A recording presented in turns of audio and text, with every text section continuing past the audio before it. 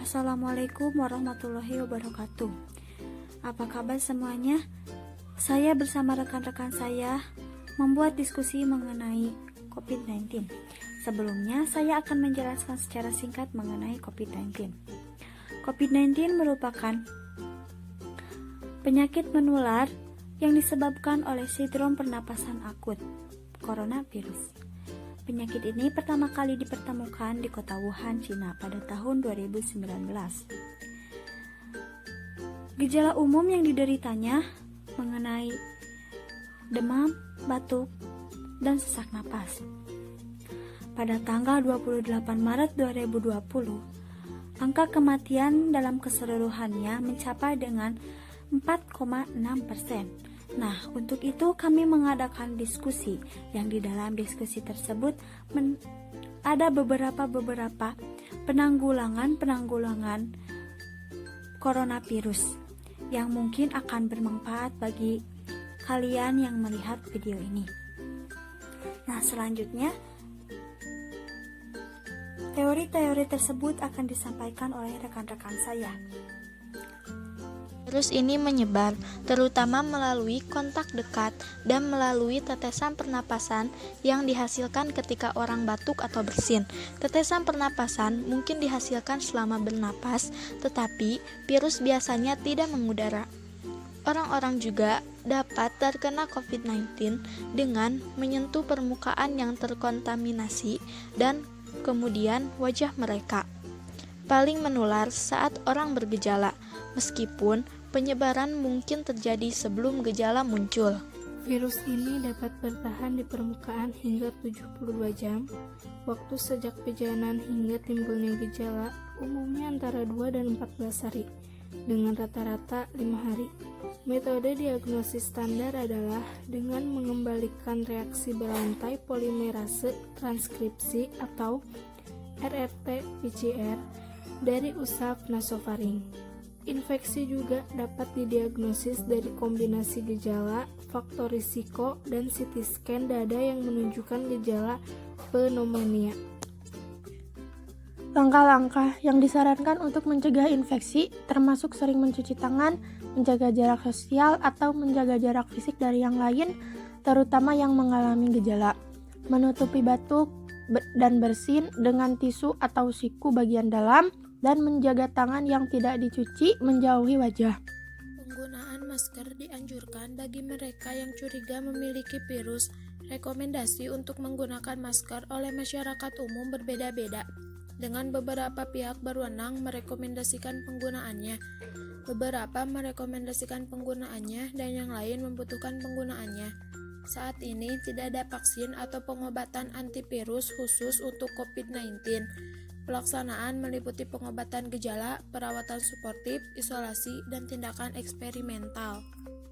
Organisasi Kesehatan Dunia atau WHO mendeklarasikan wabah coronavirus 2019-2020 sebagai kesehatan masyarakat darurat kepedulian internasional.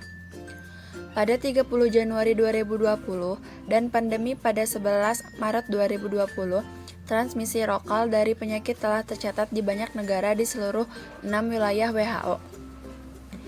Seperti gejala 32%, demam 87,9%, batuk kering 67,7%, kelelahan 38,1%, produksi dahak 33,4%, kehilangan bau 15 hingga 30%, sesak napas 18,6%, nyeri otot atau sendi 14,8%, sakit tenggorokan 13,9%, sakit kepala 13,6%, panas dingin 11,4%, mual atau muntah 5,0%, hidung tersumbat 4,8%, diare 3,7 hingga 31%, hemoptisis 0,9%, kemacetan konjungtiva 0,8%.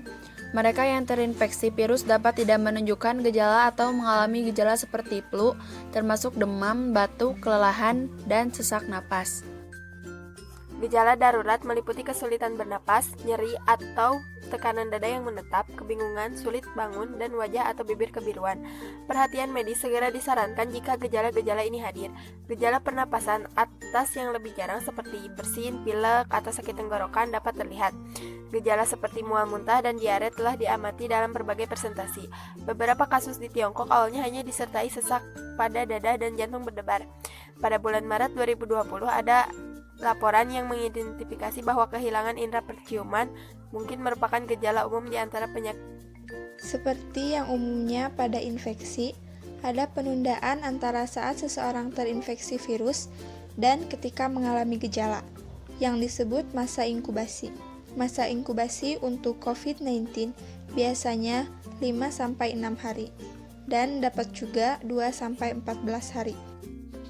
Meskipun sangat awal dalam pengembangan, terapi gen telah mengembalikan indera penciuman pada tikus dengan anosmia bawaan ketika disebabkan oleh siliopati. Dalam hal ini, kondisi genetik telah mempengaruhi silia dalam tubuh mereka yang biasanya memungkinkan mereka untuk mendeteksi bahan kimia yang terbawa udara. Dan adenovirus digunakan untuk menanamkan versi gen IVT88 yang berfungsi ke dalam sel yang rusak di hidung, yang mengembalikan silia dan memungkinkan indera penciuman. Ada beberapa pencegahan yang bisa menanggulangi corona, yaitu 1. Minum vitamin C1000 dan juga vitamin E. 2. Jam 10 hingga jam 11 berjemur 15-20 menit. 3. Memakan telur 1 butir per hari. 4. Istirahat atau tidur yang cukup minimal 7-8 jam. 5. Minum air putih minimal 1,5 liter per hari dan setiap makan harus minum yang hangat, jangan dingin.